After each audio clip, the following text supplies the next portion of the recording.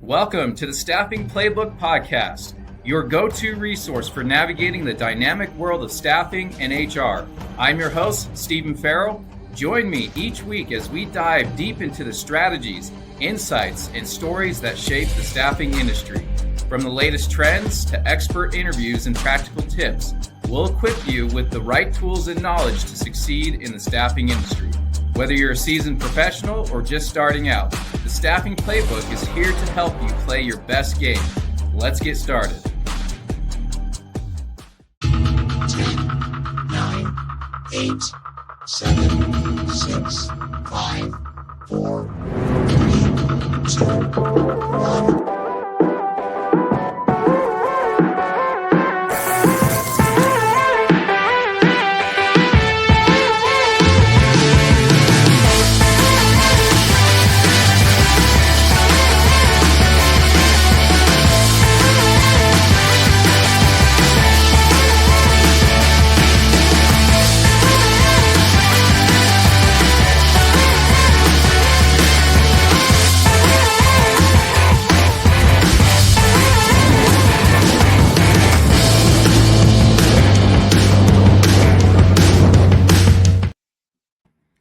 Welcome to the Staffing Playbook podcast. I'm your host, Steve Farrell. It is Friday, November 22nd, 2024. I am joined again by one of our most favorite regulars, Ian McLeod from Grow Up Leadership. How are you doing, Ian? I'm good, man. Happy Friday. It's Friday. Happy Friday. We were just talking about Black Friday coming up next week. You got any big sale items that you need to get for the Farrell household? Oh man, I spent the majority of my career in retail, being being part of those frontline workers, dealing with the chaos of Black Friday.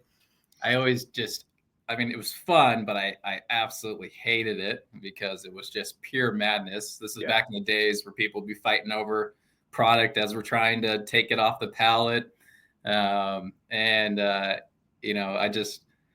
remember that I was with Sears and Kmart a long time ago for just a short period. And at the time they came up with this wild idea of Black Friday starting on Thanksgiving. And as store managers, we had to work a 48-hour shift with an 8-hour, gap in between where you'd sleep on the couch in the break room. Jeez. That was it for me for Black Friday. So when I got out of retail, I just did not participate at all. And now with Amazon, I think it's kind of changed the dynamic with these early Black Friday deals. You can get really good deals shipped to you. You don't have to fight the crowds. Like, that seems to be ideal now for me. I have not heard any of my friends or family I can't even remember how long, but I remember it was a thing that, after on Thanksgiving, it used to be a thing of people waking up early the day after Thanksgiving. And then it became a thing on Thanksgiving going and shopping. Nobody talks about that because it's all online. And I feel like even that, the deals are already being, shared and posted and that kind of thing. And people are just have it in their queue or whatever, and they're going to make those purchases right then and there. I mean, and I think the other thing is how many big screen when you're screen TVs can you buy a year? Well, like at this point, the big deal or whatever that you're saving, $500 on this or $1,000 on that, for whatever, usually some sort of electronic. Yeah. Everybody already has those things for the most part, maybe multiple. So anyways, I haven't heard much people talking about it. And, I think it's shifted to online. The TVs are fun because TVs are just, the cost of them just gone down over the years. And every other electronic your cell phone costs twice as much as like an 80-inch TV, which blows my mind. Right. I'm not arguing with that because if I'm in a market for a TV, like, awesome. Yeah, absolutely. It was 3 years ago. I bought an 80-inch flat screen for Black Friday special, and I got it for like I don't know, $4.99, right? It was super cheap. Could barely fit it in my SUV. Like I had to put all the seats down and bend the box a little bit. But I had it for just a few months, and my daughter, she was pretty young at the time. Her and my son were fighting and throwing RC cars around the room, and she chucked it at the TV, and it was gone. And I couldn't be mad, because it was an accident, but also it was like that was It only was 500. It wasn't 5,000. Like, yeah, so I don't know. It made it easier to not be so upset about it. yeah. So thank you, Well, Black Friday deals. if you need another one, there'll probably be one out there for $200, $199 for an 80-inch screen TV on Yeah, Black Friday. But you could probably get it 7 different ways by ordering it online or yeah, something. that's right. All right, so Um, today's topic, Ian, is going to be a really engaging conversation. So, for those of you just joining us, we are going to be talking about the art of influence and how leaders can inspire action without using their authority. Traditionally, you have leaders that it's their title or their position, and it's my way or the highway, right? I'm the boss. You do what I say. If you don't, you're out of here. And that's really that old model of management versus leadership, where yes, you need your team to get a job done, but if you're not inspiring them, if you're just being autocratic, you're really losing out on a lot of opportunity to develop your people, to help them see the bigger picture, to see their best selves, and to be able to influence others as well. And so this is going to be a fun topic because I know you have as well. I've been on the receiving end of someone using their title to get something done, and I've been on the receiving end when someone's inspired me without their title to really bring the best out of me. And so I know we could talk about this for hours, but I think this is going to be a great topic. And you, Ian, with your experience as well as your studies on this topic, I know you're going to bring a lot of value to this conversation. I will certainly try. So with that in mind, Yeah. yeah, why don't you kick us off? Tell us a little bit about inspiring action without authority Yeah, well, and and influence. I think it's a good question to ask, and I would encourage people as they're thinking about that influence to take a step back and really think about what are they trying to achieve when you're wanting to have influence, right? And shifting from this, and the reality is, if you have a leadership title, you do have authority, and that is a form of influence, right? There are all these different forms of influence. um, what's your goal, with this? And I think sometimes too, one of the things that we've talked about on previous shows is it's important to understand your role in being a leader, right? What are you trying to achieve? What are the outcomes that you're trying to achieve on a daily, uh, consistent basis? And if it, where you're going really can then kind of dictate what you're actually doing within that. But if it's simply like is it that you want people to like you, right? Mm, You want people to just hear you and like you, and you want to be kind of loved and respected as a leader. That's one thing. Oftentimes, I think what people are trying to influence is behavior change, and that gets a bit more deeper and more kind of nuanced and specific. And I can share at least some ideas, research that supports how you influence behavior change, and that's a bit different, right? So changing behaviors or trying to get people to do a certain kind of thing, whatever that is. But I will say, if you want to just have people like you, I think that where it starts. I mean, if that's it, then the secret is, you want people to like you, you need to like people, right? mm, I mean, I think that's one of the biggest challenges. You have to like your people. So stop making leadership about you, make it about your staff. And this is kind of what you were talking about there, where you're, really an environment or a culture or leaders who are really fostering that development and kind of giving people the autonomy to perform and be the people that you hired them to be. So making making them feel listened to and valued, helping them build confidence, being able to see their potential. People are weird and quirky, so allow them to be that way, and don't make them feel bad about who they are.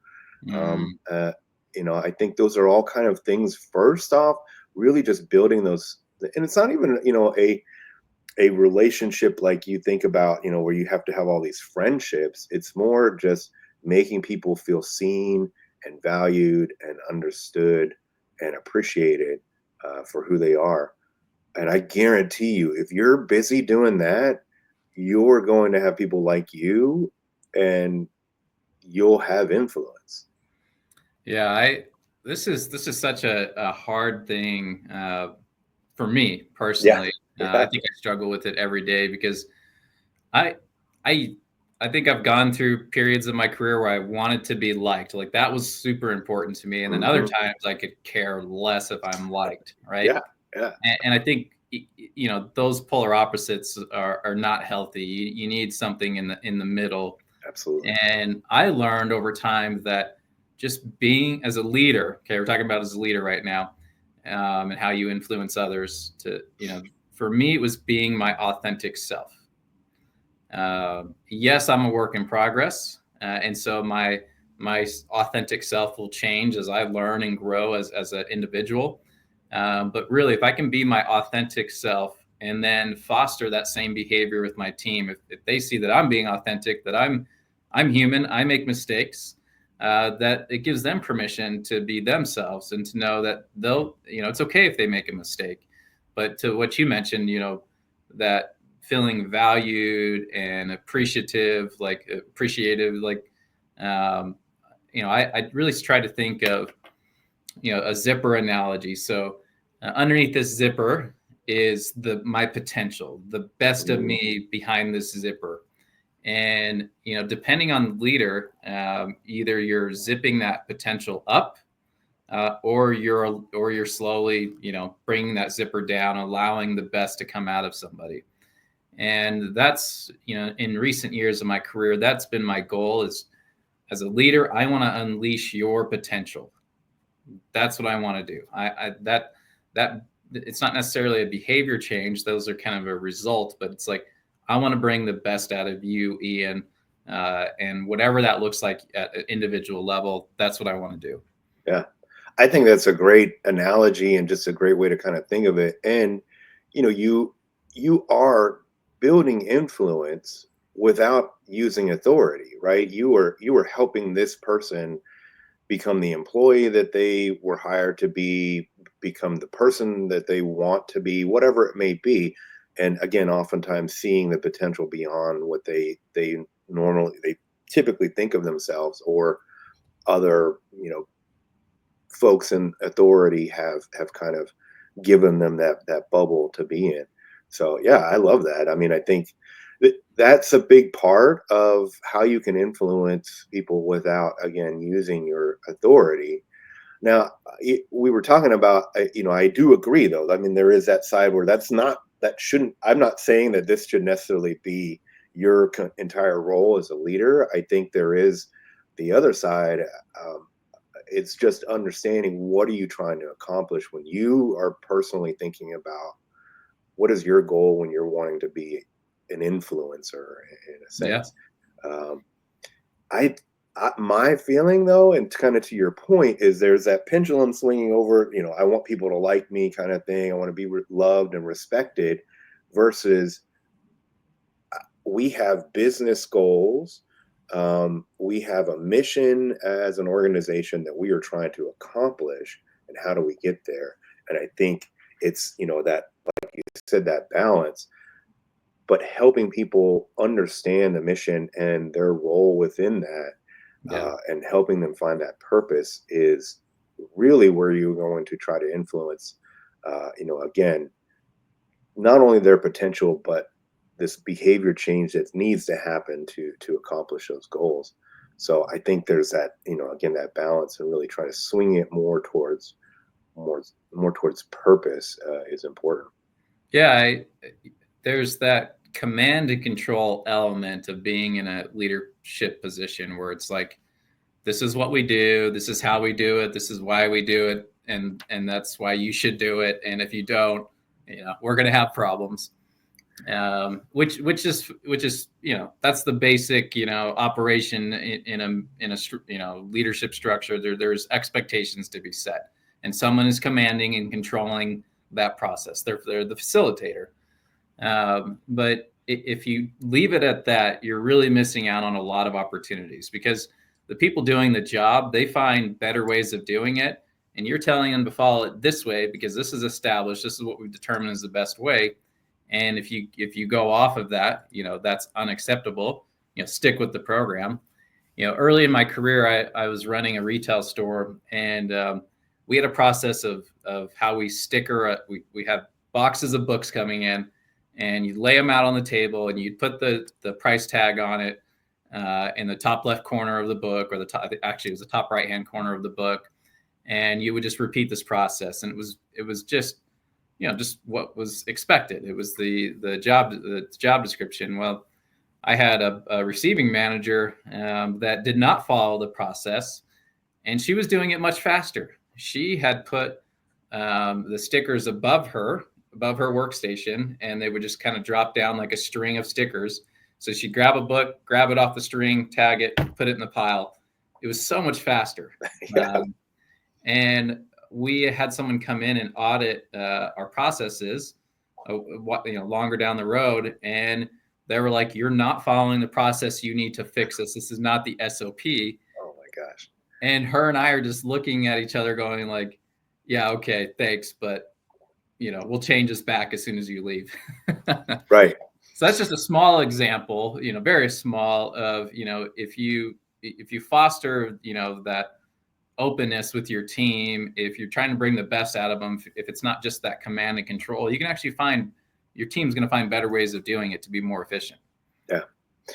There's a excellent TED Talk. It's kind of an older one, like 2009, 2000s, late 2000s is when it came out, by a conductor named Talgrim, and he basically just shows all the great orchestra symphony kind of conductors of the last 2 centuries or what have you, or last century or something like that.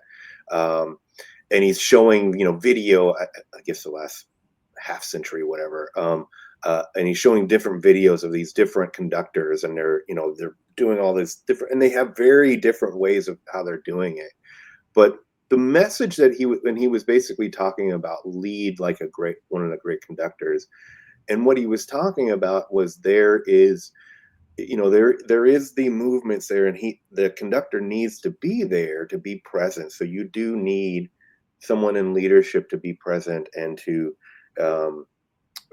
kind of help the group move together.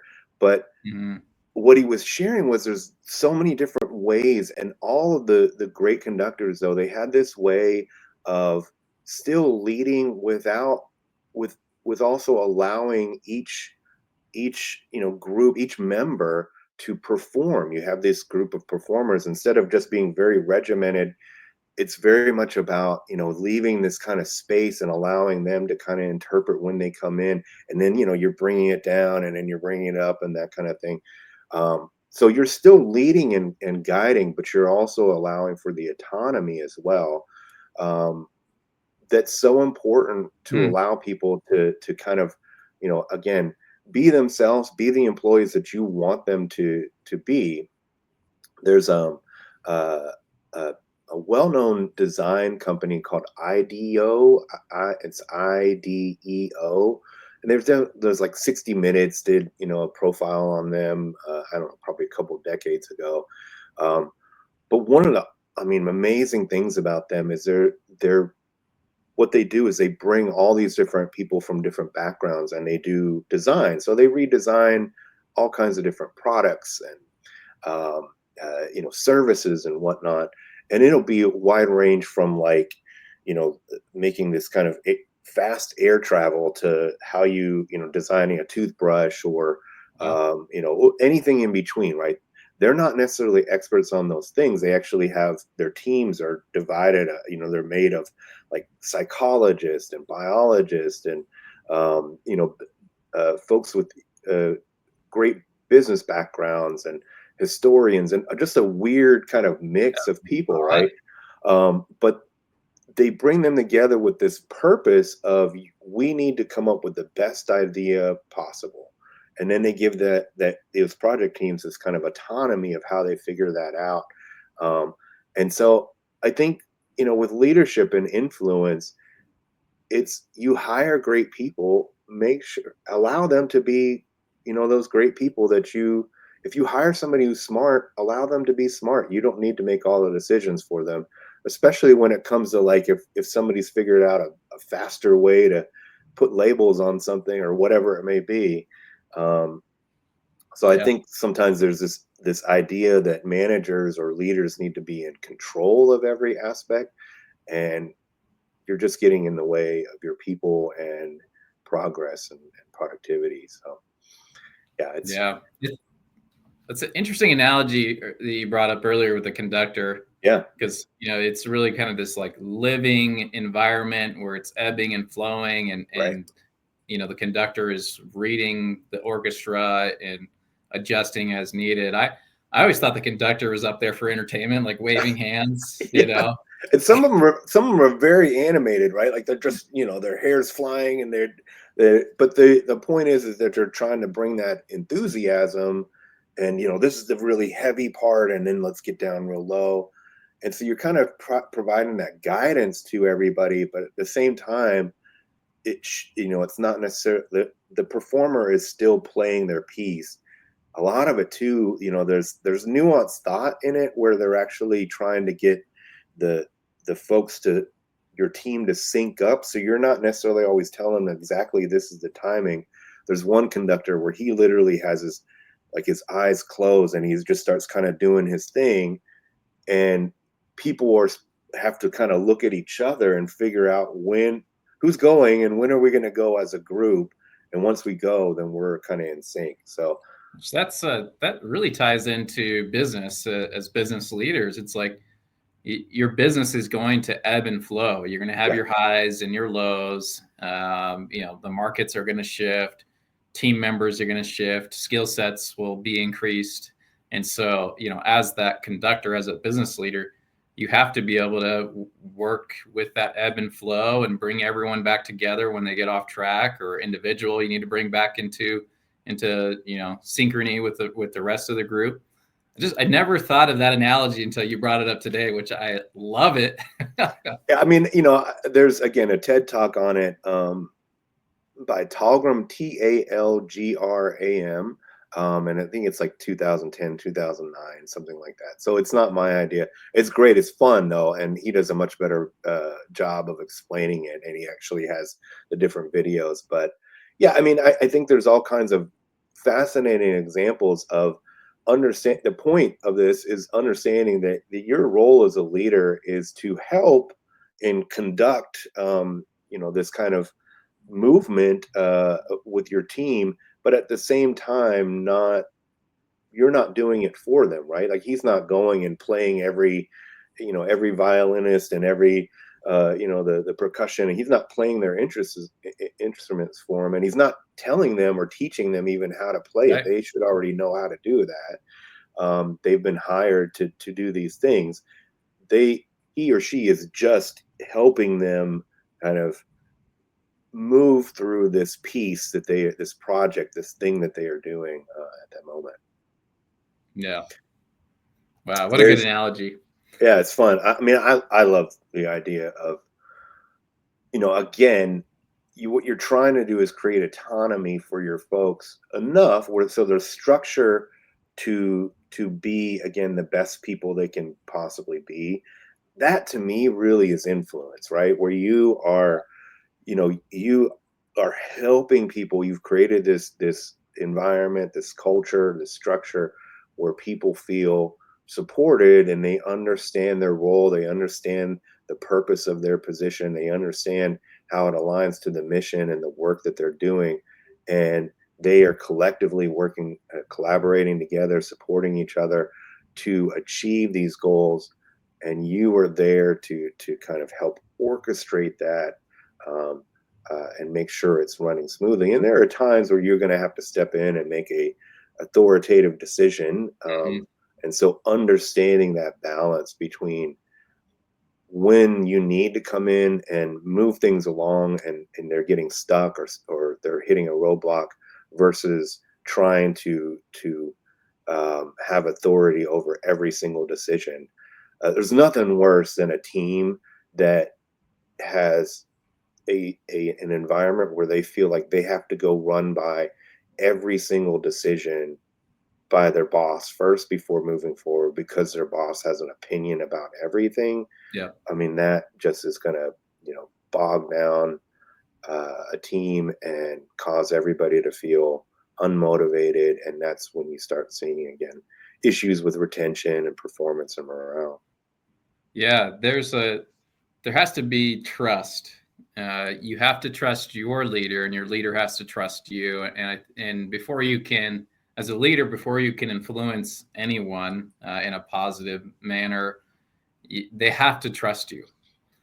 And if it's just merely that command and control, I think there's going to be a challenge of trust. And I'm curious, what does it take for a leader to build that trust so they can be that conductor where if they want to change, they feel like the pitch needs to be higher or lower, you see that movement, you trust the orchestra, the what that person The called again, symphony or the conductor, yeah. conductor, you trust your conductor, and so you follow their move. Like, how do we do that as leaders in an organization?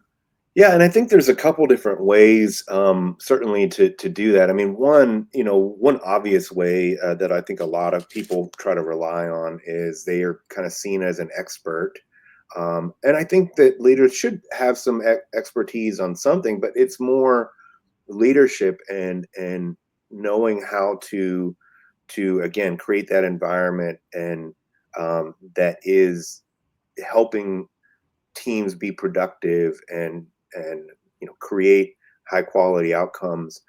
um, so understanding that you're trying to create some sort of expertise within that in yourself and feeling confident, so demonstrating that confidence is important, I think, Mhm. for influencing.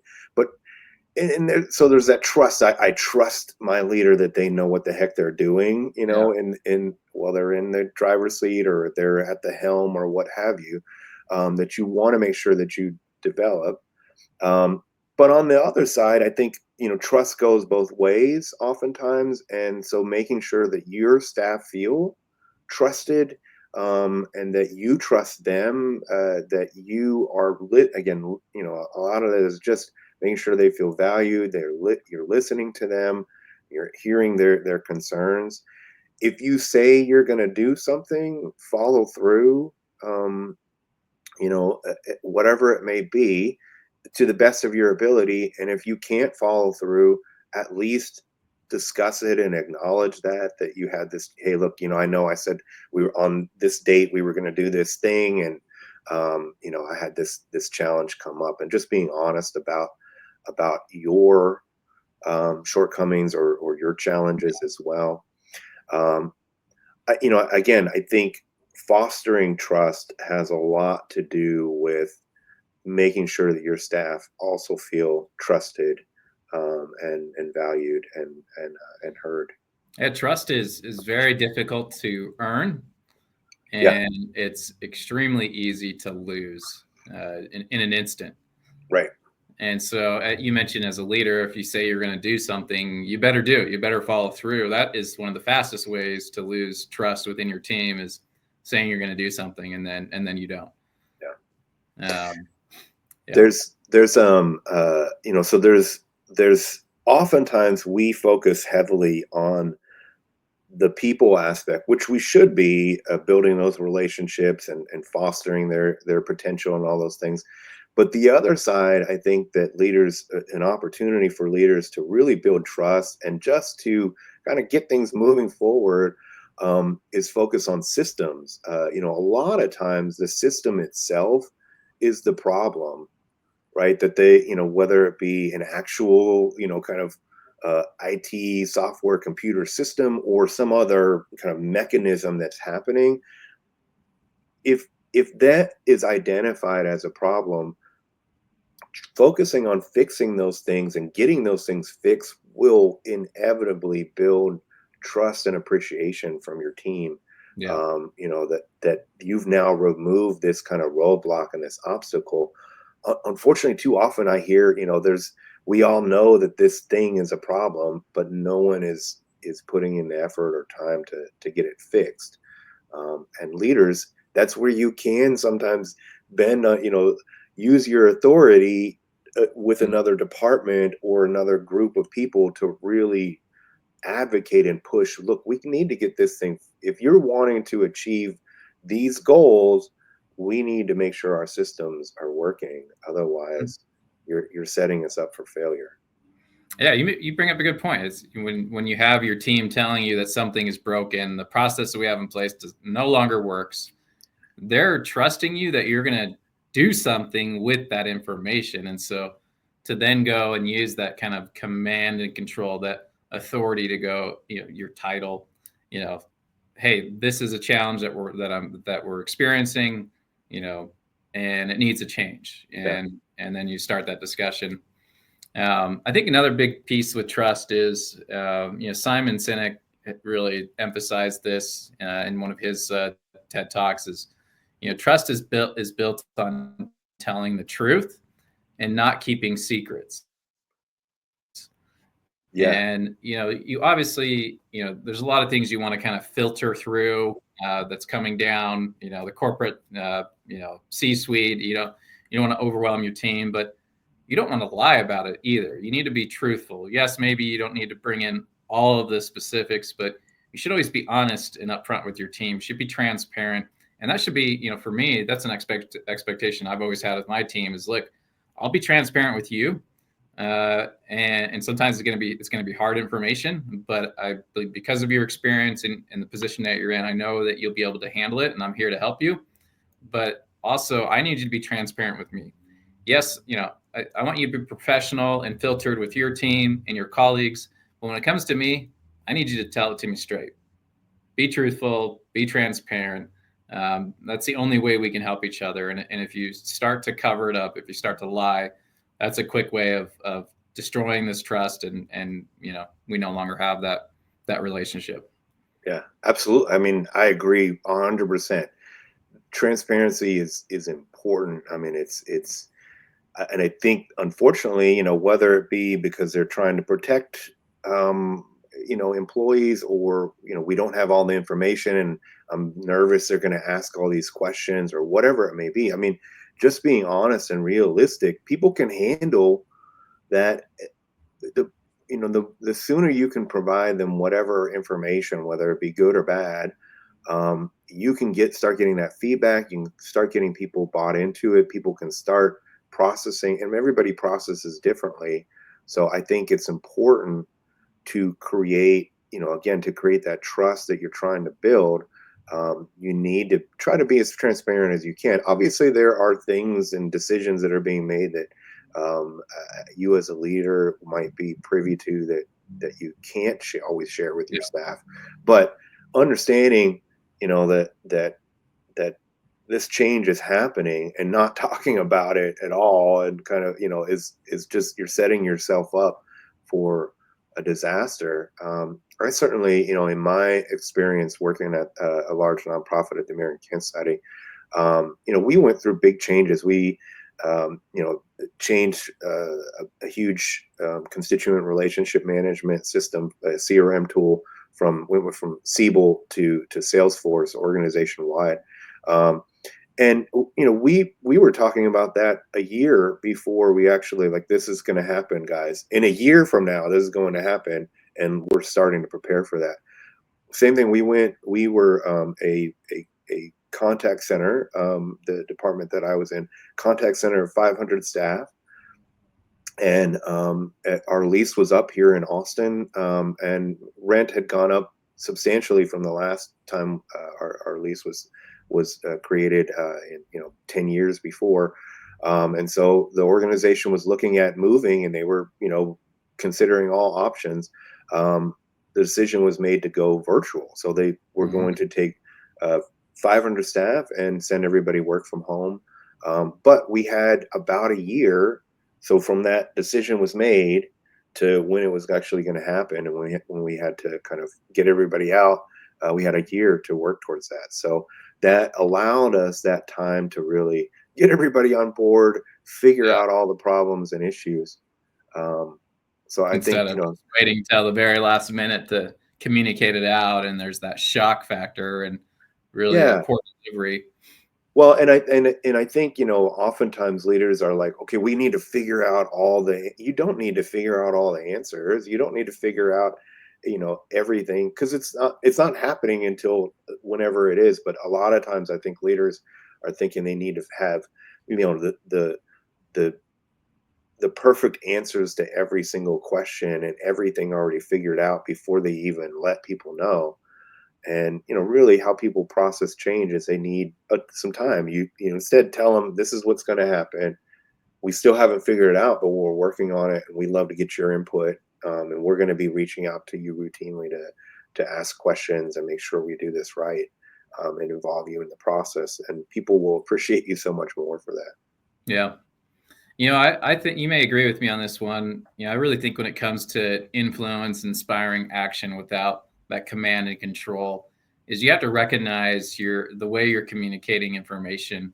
There's typically three types of communication style. You have autocratic, which is your way of the highway. Right. You have democratic, which is, it's the collective figuring it out and they make the decision. And then you have collaborative, where you're facilitating the conversation as a leader and allowing all ideas to be shared, and you're challenging one another, and then you come to a conclusion, and then as the leader you're kind of making that final call of if what the group decided was correct or if it wasn't correct, but you're allowing them to get that information out. And I've experienced all three of those in my career. And I would tell you the most effective communication style, if you want to inspire action, is that collaborative approach. Yes, we know you, boss, are going to have the final say, but we feel so grateful that our voices were heard, our ideas were shared, and there was challenging of those ideas, and we all collectively just kind of figured this out. And then it's just you feel like you're just part of something, that the leader cares for you and you want to do more, versus if it's just my way or the highway, it really shuts people down. Yeah, absolutely. Well, and I think, to that end, there's oftentimes there's going to be a possibility to probably have all three actions within some sort of decision making Yep. group. That that that group that I was talking about, the design firm IDEO, um, they have a process where they very much push for collaborative, kind of supportive. Everybody's really consistently kind of working together on different ideas, and they're really trying to encourage that debate and disagreement and that kind of thing too. But then they have all these ideas, and then they will then have some democratic portion of that as well, where they'll actually, okay, we're going to, however it is, we're going to vote on these different ideas, and this is what we're going to move forward. So they get to then actually participate in that. And then two, there is places where then the leader has to, they're spending a lot of time in kind of the problem solving mode, or the discussion, and are getting too deep, and the leader then has to step in and say, okay, we're going to break you off into these groups, or we're going to move this forward in this way. And so I think understanding how to balance those different pieces, where you leadership does sometimes have to make a decision. Yeah. In the decision of going, with the contact center I was with, you know, someone had to make a decision of whether they were going to try to move to a new location, or we were going to go completely virtual, or we were going to stay in Austin, or what have you. And there's pros and cons, and certainly you can get all that information from everybody and different sources and have people kind of collaborate on different ideas, but someone needs to make those decisions. So I think it's, balancing or understanding when to use those. But I agree. I mean, When to use it, I agree. It's, my boss, he says he's got a silver bullet, okay, and he will use it occasionally. And so it's really interesting because it's not, hey, I use a silver bullet every day, it's my way or the highway. It's just very rare. And so because you've built that trust, because he's given you a level of authority to express yourself, to run the team the way you want to run it. So when he comes to you and says, hey, I know you want to do it this way, but this is my silver bullet, and I'm going to tell you why. You don't have to agree with me, but I'm using my silver bullet. Um, you're not offended by that because you've built that trust up where you recognize that your boss may see something you don't, and because you work so well together, you built that trust, you've seen the outcomes, you're like, okay, Ian, I trust you. Use your silver bullet. And I may not understand it, but I'm sure we'll figure it out together, and I'll see the bigger picture in the long run. But I just think it's such a unique approach where you're setting that expectation up front that there will be a time where I'm going to make that call regardless of what you think. yeah. And at the very least, I mean, I think the difference in this is that your boss, that form of leadership where you're still allowing your staff to share their opinions, you're allowing this kind of atmosphere where people can disagree and have dissension, and it's not just like this group think, homogenous thinking where everybody is like, just yes people. You definitely don't want to have that. So having people disagree with you, I think, is helpful. Doesn't necessarily mean that that's going to change the kind of leadership decision, but at least hearing those other opinions and concerns helps people just to feel heard, and most people can accept, okay, well, we're going to go this way versus this way. At least they heard me. And they oftentimes will trust in their leadership. I think usually that's the biggest problem, is that most people feel like leadership doesn't even care about their opinions at all or listen to them. And that's when, again, it's an authoritative approach, and it's not about influence. Yeah, I want to bring something up. So in these large organizations where they've got not hundreds but thousands of employees, often you have these decisions being kind of made in a boiler room, a vacuum, and you trust that there's this natural chain of command where I share my challenges with my boss, and then my boss shares it with his boss or her boss, and it goes all the way up to this small group of people that are hearing out all of the concerns from the field and making those executive decisions based on the feedback. That happens every single day in every large organization. But what is often missed, probably 99% of the time, is that communication back down of, we heard you and here's what we're doing about it. And it goes all the way back to the beginning of that frontline employee saying, hey, the CEO heard your concern and this is what we're doing about it as an organization. That rarely happens. And I get how challenging that can be, but if you're a leader of a large organization, or you're somewhere in that chain of command, you need to be talking about how we get this information back to the source that made the recommendation, to validate their recommendation, give them kudos and credit, so they feel fully supported and listened to, even if they're one of 5,000 employees. Yeah, absolutely. I mean, I think that again, having that ongoing dialogue and the feedback loop that's happening is a huge opportunity to, again, build trust at every level. And you should be looking for those opportunities to do that. you know, and whether it be that the response is, well, okay, well, that's we appreciate your feedback and we can't do anything about it, or um, this is being considered, but we can't make this change for another 5 years or whatever it is, right? And there's sometimes, that is the case, Yeah. that we just don't, we're in this contract or whatever it may be. We can't actually change this thing.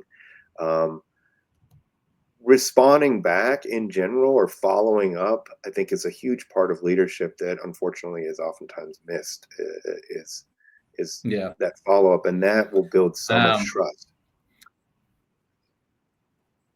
Sorry, go ahead. the follow up builds the trust. It's that feedback loop. A couple things I just want to wrap it up with. I want to get your thoughts. Yeah. Anything you have left to say, but sometimes I think about influential people. We often think of like charisma, right? Someone that's well spoken, can really just kind of read the room. But there's more to it, right? What truly makes someone influential? Outside of that charisma. What do you think? You know, I think it's more about having a larger purpose. I think that there are plenty of people throughout history, that have been hugely influential, that had no authority, and they weren't even really trying to it wasn't that they were intending to have this charisma and this great speaking ability or something like that to inspire people. It's oftentimes that there is just a place in history where things really need to change, and it just needs that spark, and that person kind of influences. There's a story, I'll try to make it quick. There was a Have you heard of the Arab Spring? This happened in like 2010, Hmm. 2011, Yeah. kind of thing. And so Yeah. basically what it was that came about. There was in Tunisia, which is in North Africa, kind of an Arab country, North Africa. There was a street vendor by the name of Muhammad Bouazizi, and he was, unfortunately, he was sick of the abuse and kind of demands for bribes by police, the kind of endless harassment. So after some, heated exchange, he went to the police station to protest and kind of demand justice. They wouldn't even allow him inside. So he reacted quite dramatically. He poured gasoline on himself and basically shouted, "How do you expect me to make a living?" And then set himself on fire. Oh my Uh, goodness. of, I mean, it's crazy, right? So this happened Yeah. December 2010. Um, he certainly wasn't, trying to be of influence, but his death sparked outrage and protests across the country. And within 10 days of his death, the president, who was an autocratic president for 23 years, stepped down. So was 23 years in power and then stepped down 10 days after this guy basically killed himself, unfortunately. Yeah. This inspired protests and revolts and revolutions throughout Arab countries. There was about 18 different countries involved. And, so that kind of one instance can sometimes have. So I think sometimes too, when we think about influence and where I was going is, that it might not necessarily, I'm not saying that people should make this kind of ultimate sacrifice and be a martyr, but there sometimes can be conditions enough where one person standing up and making a difference can really spark that change that's needed. So I feel like anyone can influence, almost anything if they really, if the time is right, the world is set, the stage is set for it. People can make Yeah. a difference. It's Yeah. It's again, that spark. well, and having purpose, having meaning, focusing on that. Again, if you're just wanting to have people like you, that kind of thing, that's a different kind of focus. But in that case, again, just like people, be nice to people. I think people will be like you and appreciate you back. But if you really want to influence a difference, that's where you inspire others and motivate others. Yeah. I think that influence without authority is the ability to authentically connect with people and to have them be able to authentically connect with you. The rest of the command, the control, the decision making, the processes, the goals, all of those really do matter. But if authentically we are aligned and we're connected, we can handle the good and the bad together, right? And I think that's what it really comes down to as a leader. Setting aside your title, if you can authentically connect with your team and they feel that they're authentically connected to you, you can just work through anything, all the challenges, all the good and bad. But if you're missing that, if you're just trying to get people to like you and they're seeing a side of you that doesn't exist at home, they're going to eventually see through that, and you're going to lose that trust. And you'll either need to lean into your authority to make something happen, or those people are going to lean into theirs and help you get out. Right. That's the other side of it, is that, again, and that's where I was going with this, is that even though you might have authority and influence as a leader, certainly there are plenty of episodes, or examples of people in history who had no authority and they were actually able to make that influence, that big change. That's right. Well, Ian, I don't know if there's anything, we're wrapping this up here. Anything else you want to add to this topic of, really inspiring action without that authority, the art of influence? Yeah, we didn't really get into this, and I feel like this is taking it a bit further, but I do want to share, there's a book called Influencer. It's an older book, and it's more about if you're wanting to actually change behaviors, there's a process, and it goes quite heavily into it and a lot of different examples of it. But, I think there's a difference in understanding what are you trying to influence. If you're trying to influence actually changing behavior, that there's steps to that. A lot of that is figuring out, okay, who are the people that are doing this correctly, identifying what are the behaviors that they're doing. Once you pull those behaviors out, sharing those with the group, and again, creating a kind of environment where people can successfully do this new behavior. So I think that's a bit different, maybe another conversation for another, podcast or what have you. But that's a bit different. Influencing behavior change is a bit more than what we were kind of talking about, of just having that general influence. And so again, great book. If it's an older book called Influencer, check it out, or hit me up if you just ever want to discuss and work on that kind of thing. I'm happy to share. I've got that book too. I've read it. It's been a long time. I'll have to refresh my memory, and then maybe we can come back and do an episode on influencing change. I think that's an important topic. Absolutely. But it's been such a delight, Ian. Once again, you're always full of all this knowledge that I just love learning from you. You as well, sir. But yes, just to recap, as a leader, if you're trying to inspire action without using that authority, your job title, as simplistic as we can make it, you have a job title, you're over people, so you're going to take that autocratic approach. Really, just recognize there are three decision-making styles: autocratic, democratic, and collaborative. You need to use all three. You need to understand and know when to use them and when not to. And most importantly, be authentic and allow your team to be authentic, and you can accomplish really anything together. Yeah. And knowing I think the point is also knowing where you're going and helping them understand that you're going to get there, we're working together to get there, and you're kind of pulling that out of them. But yeah, absolutely. Yes. I think influence is important. And I'm glad we had this discussion. I hope people got something out of it. Absolutely. Comment below.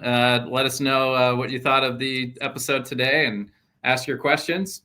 We will not have an episode next week because Ian and I will be Black Friday shopping on Friday instead of doing a podcast. That's right. But we'll return back to our normal schedule the following week. So, Ian, thanks again, my friend. Happy Thanksgiving to you and your family.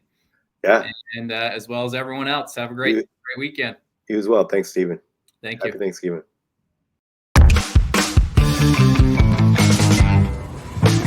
6 months ago, I get a call from Steve Farrell, who wants to talk about partnering with Yes for our labor needs. It would Change your approach to staffing. change my approach to staffing? We're short on employees. Again. So we're gonna have to shut down a line. Sorry. I told him I've already used multiple agencies and have had headaches with each one. So my approach to staffing is just fine. With multiple agencies, we thought we had our staffing needs covered. I had negotiated a super low rate to save on labor costs. And I could pursue my passions outside of work because I never had to stay overtime due to turnover, productivity, or training issues. The agency sent quality people. Well, they sent people. Sometimes. My love of language and lexicon languished. I negotiated a super low rate. Hey, the agency employees didn't show up, so we're short on staff again. Bupkis. Curses. Fetch. Hey, an agency sent an employee. Do you have production experience? I've produced YouTube videos. I'm hungry. When's my first break? This is not sustainable. If you want happy customers and a healthy business, something's gotta change. So yes, we tried Yes. Yes focuses on finding the right people for the right job. Turnover is down, productivity is up. Yes trains Or onboards. quality employees, ensuring they have the skills Or proper work ethic. our company needs to succeed. Thrive. Yes provides us with quality data so we don't have to juggle multiple agencies to fill our needs. They could have doubled our rate. No, they could not have. Okay, maybe not doubled, but Yes's cost was cheaper in the end. They solved our problems, which were way more expensive than a few points on rate. I'm just happy that Yes provides us with good people. Great employees to fill our workflow gaps. And Yes brings them fast. Yes specializes in production, warehouse, manufacturing. And I love that Yes focuses on workplace safety. Yes also offers services like time clock and Payroll services, forklift drivers, pickers, packers, general labor. I like how Yes customizes their screenings to our needs. I love that we've hired many Yes employees as Short-term, direct hire, seasonal work, part-time, full-time, and long-term members of our company. I love partnering with Yes. No more gaps in production, and I can focus on efficiency without stressing about costs or people. Yes really has revolutionize. changed our approach to staffing. Our people are happy. Your customers are happy. And that makes me Delirious. happy. Delighted. Happy. Thrilled. Happy. Cheerful. Gratified. Ecstatic. Happy. He said happy. Sunny. Jovial. Tickled. Pleased. Happy.